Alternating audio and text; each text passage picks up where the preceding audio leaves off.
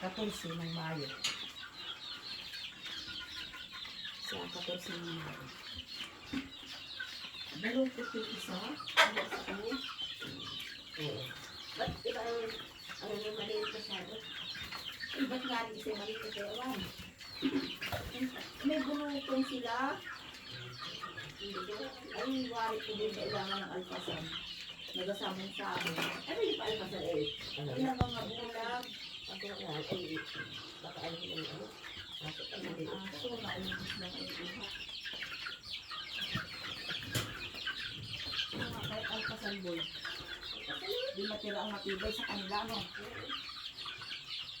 Eh, ang dami may bulag ko. Ay, naku. Magasabog mo na nga, ayan.